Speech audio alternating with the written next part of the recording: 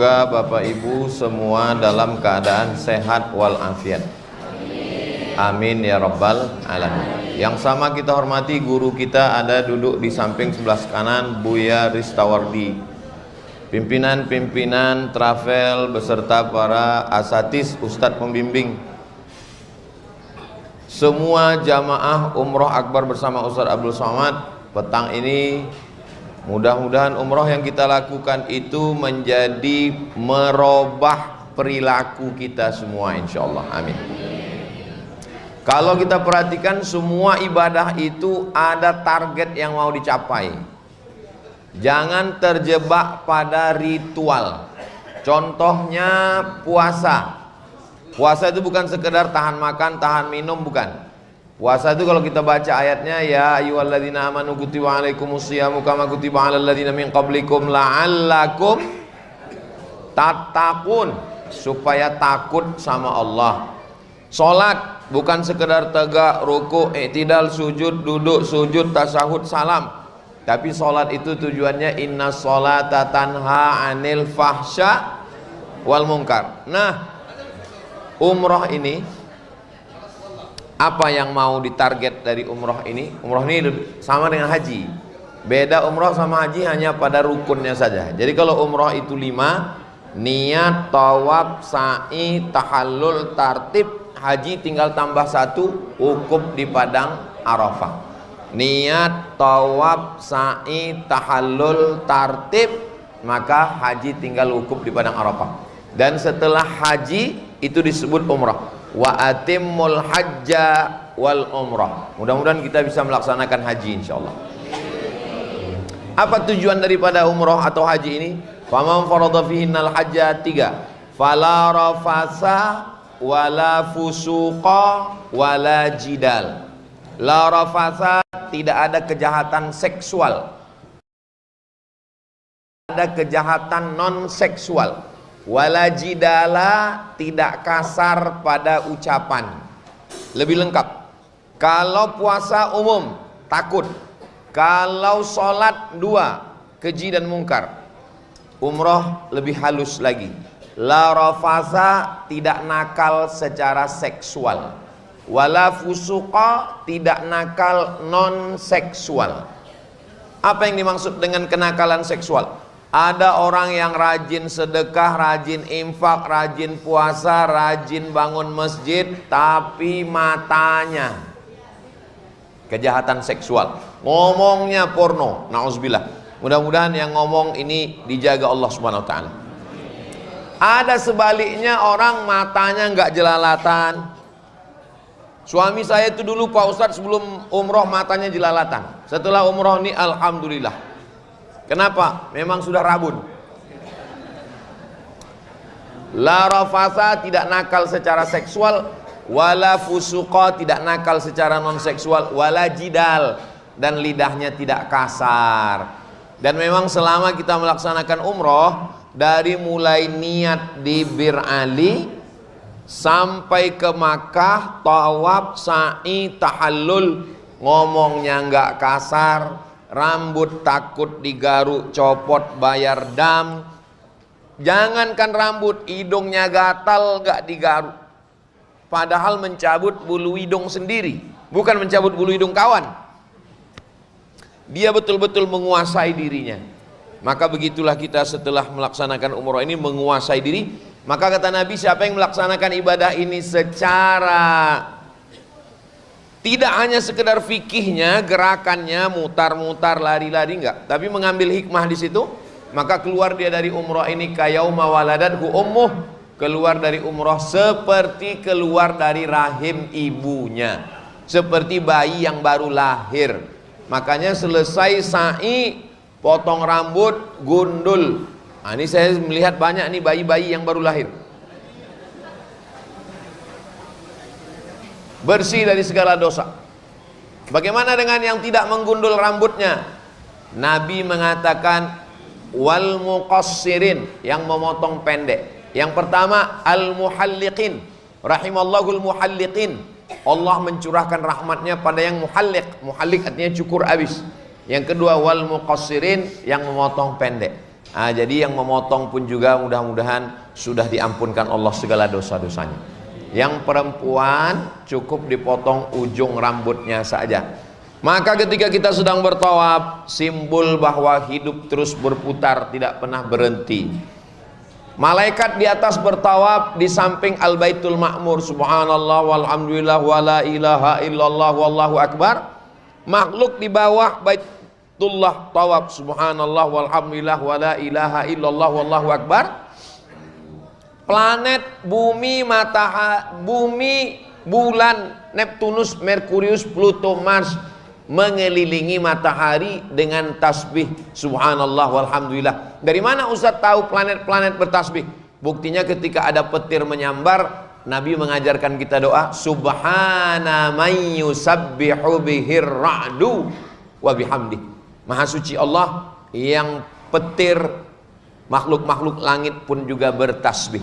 Yang ada di dalam laut bertasbih, planet bertasbih, bintang gemintang bertasbih, malaikat di samping Al-Baitul Ma'mur bertasbih. Maka kita pun di samping tawaf itu juga bertasbih. Ucapannya subhanallah walhamdulillah wala ilaha illallah wallahu akbar.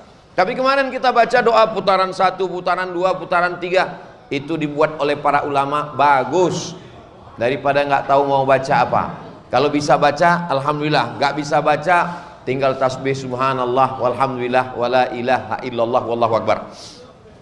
Tidak pernah kosong tawaf itu dari putaran 24 jam kecuali pada saat sholat.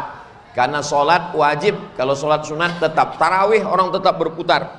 Itu menunjukkan simbol bahwa dunia ini terus berputar. Dulu kakek kita, sekarang zaman kita, habis masa kita nanti zaman anak-anak kita, habis masa anak kita zaman cucu kita. Mudah-mudahan anak, cucu, cicit, keturunan kita sampai ke Baitullah membawa anak-anaknya nanti sama seperti kita hari ini insyaallah. Makanya di antara doa-doa kita itu minta seperti doa Nabi Ibrahim, Rabbi ja'alni muqimas shalah, jadikan saya orang yang menegakkan salat, wa min dzurriyyati, sampai kepada anak keturunan saya, Rabbana wa taqabbal du'a, ya Allah terimalah doa-doa saya. Ketika itu kita lakukan, setelah itu kita naik ke atas bukit Sofa. Sofa artinya suci. Menuju bukit Marwah. Marwah artinya marwah, kehormatan, kemuliaan, harga diri. Kita tidak akan mendapatkan marwah kalau kita tidak berangkat dari Sofa. Semuanya berangkat dari Sofa suci. Suci uangnya, suci hatinya, suci badannya. Sholat tidak diterima kalau tidak suci. Wudhu namanya, toharoh, bersuci, mandi, tayamum. Puasa tidak diterima kalau tidak suci dulu. Waktu sahur bertaubat, mandi taubat. Haji tidak diterima kalau tidak suci. Makanya kita mandi dulu pakai kain ihram. Pakaiannya suci, badannya suci, pikirannya suci, omongannya suci, rezekinya suci. Setelah itu bersih, membawa pulang kesucian. Kembali dari Sofa menuju ke Marwah. Siapa yang pertama kali melakukan itu? Seorang perempuan bernama Hajar, untuk mencari air. Air tidak didapatkan di atas bukit Marwah, tidak ada di bukit Sofa. Air mengalir dari telapak kaki anak kecil yang belum pandai berjalan. Air bukan mengalir dari telapak kaki Hajar, enggak ada. Air justru mengalir dari telapak kaki anak yang terbaring. Anak itu bernama Ismail. Yang airnya sampai hari ini kita minum yang disebut dengan air Zam-Zam. Zam-Zam, berkumpullah. Zam-Zam, berkumpullah wahai air. Air itu sudah berkumpul. Nabi Ibrahim pindah dari Babilonia, Irak ke Palestina 1800 sebelum Masehi. Sekarang sudah tahun 2026. Jadi air itu sudah mengalir lebih kurang 3800 sekian puluh tahun, dan insya Allah sampai hari kiamat tidak akan kering. Salah satu mukjizat Nabi Muhammad sallallahu alaihi wasallam. Ayahnya Nabi Ibrahim, anaknya Nabi Ismail, istrinya perempuan yang suci, Hajar. Tapi dia tidak mengangkat tangan. Dia bukan perempuan yang lemah, dia perempuan yang tegar. Dia berjalan mencari air. Itu bahasa Arabnya sa'i. Sa'i artinya usaha. Nanti bapak ibu pulang ditanya sama anaknya, sama jamaah, sama jiran, sama tetangga, ibu kemarin dari Safa ke Marwah ngapain? Sa'i. Sa'i itu artinya apa? Lari-lari kecil. Sa'i artinya berusaha. Allah tidak akan berikan kita tanpa usaha. Sanggupkah Allah mengeluarkan air? Sanggup. Tapi Allah lihat usaha kita dulu, itulah sa'i. Setelah kita berusaha, baru Allah datangkan. Tak ada yang sulit bagi Allah. Innama amruhu idza arada syai'an ayyakula lahu kun. Setelah itu kita lepaskan semua. Mahkota yang paling kita sayang-sayang di kepala kita, rambut, kita lepaskan itu, kita copot, kita balik kepada asal bahwa kita tidak punya apa-apa. Kita tidak punya mahkota, kita tidak punya kehormatan. Yang punya kehormatan, pujian hanya Allah. Maka tiga ini kita kembalikan kepada Allah. Innal hamda wan ni'mata laka wal mulk. Tiga. Innal hamda wan ni'mata laka wal mulk la syarikalak. Tiga inilah yang merusak manusia. Yang pertama, innal hamda, suka dipuji-puji. Yang kedua, wan ni'mata, merasa punya banyak nikmat, kaya raya, pejabat, pengusaha, penguasa. Laka wal mulk, punya kekuasaan. Tiga ini membuat orang gila. Yang pertama, hamda, puji-pujian. Yang kedua, nikmata, punya banyak nikmat. Yang ketiga, mulk, kekuasaan. Ketiga-tiganya sudah kita serahkan sama Allah. Kita nggak punya apa-apa, kita nggak ada daya, nggak ada upaya. Subhanallah walhamdulillah wala ilaha illallah wallahu akbar wala haula wala quwata illa billah. Kira-kira yang saya sampaikan ini jelas, Ibu? Makannya gimana? Enak? Kalau bingung mau makan di mana, ini tempat yang nyaman untuk makan, namanya Serumpun Rasa. Sudah ada tulisannya. Ustaz kok tahu? Saya sudah makan tadi pagi. Bapak Ibu yang dimuliakan Allah Subhanahu wa taala, setelah kita melewati proses ini, kita tinggal sebagian travel menunggu untuk umroh yang kedua.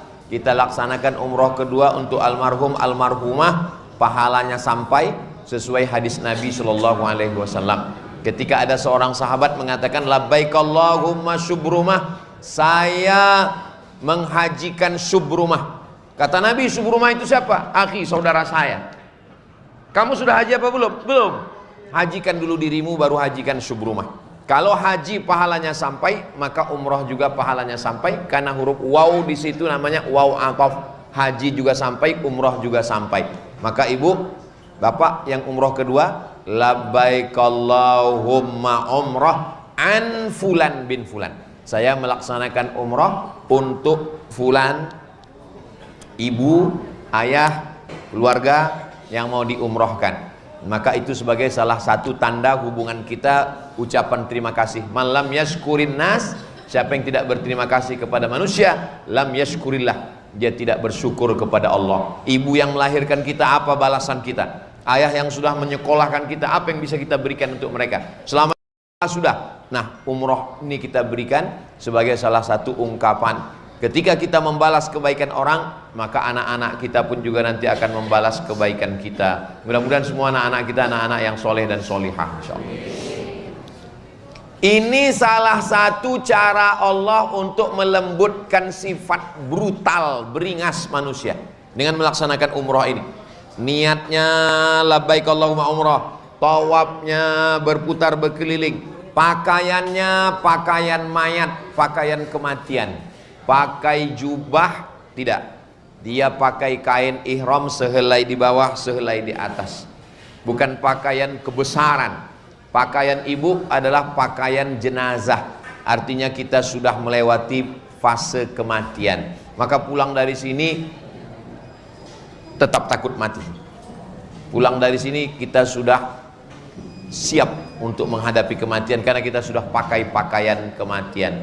Bekal kita insya Allah tidak ada lain, amal-amal soleh yang kita lakukan, mendekatkan diri kepada Allah. Mudah-mudahan semua yang kita lakukan ini diridhoi Allah Subhanahu wa taala. Amin ya rabbal alamin. Niat sudah, tawaf sudah, sa'i sudah, tahallul sudah, Tartib dilaksanakan secara berurutan sudah. Tempat-tempat bersejarah sudah saya tulis, baca di buku 66 tanya jawab umroh. Bapak Ibu sudah dapat bukunya? Belum? Sudah dapat. Nah, jadi mana yang masih mengganjal di pikiran, yang masih waktu dibaca kurang paham, makanya kita buka nanti sesi tanya jawab.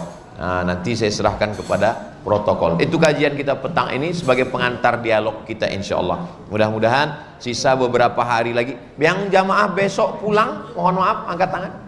Oh, Masya Allah, Kalimantan. Besok hari Kamis. Yang hari Jumat, Kamis, Jumat, Sabtu, Ahad. Kami hari Ahad pulang dari Jeddah ke Kuala Lumpur bersama travel Ikhlas Travel. Nah, nanti hari Jumat, hari Ahad kami bertolak, hari Senin sampai Kuala Lumpur, dari Kuala Lumpur ke Pekanbaru. Kita tidak pernah berpisah. Langkah, rezeki, pertemuan, maut, ini ketetapan Allah. Tidak pernah kita rencanakan. Ternyata kita sampai kemari di bulan Rabiul Awal, malam Maulid Nabi Muhammad sallallahu alaihi wasallam, dan tentu saja itu rencana Allah semuanya. Dan insya Allah ke depan setelah ini kita tatap masa depan. Jangan terlalu menangisi masa lalu, jangan terlalu mencemaskan masa depan. Kita nikmati yang masa sekarang. Orang yang terlalu menangisi masa lalu, mencemaskan masa depan, dia tidak bisa menikmati masa sekarang. Nikmati masa sekarang. Malam iktikaf, tawaf sunat, berzikir, baca Quran, melamakan diri di dalam masjid, membaca Quran, berzikir, bertasbih, bertahmid, bertafakur, merenung, maka insya Allah membangkitkan jiwa, menghidupkan semangat. Setelah pulang nanti ke kampung halaman, semakin semangat beribadah, mendekatkan diri kepada Allah. Mudah-mudahan Allah mengampunkan segala dosa-dosa kita, insya Allah. Terima kasih segala perhatian, mohon maaf segala kesilapan dan kekhilafan.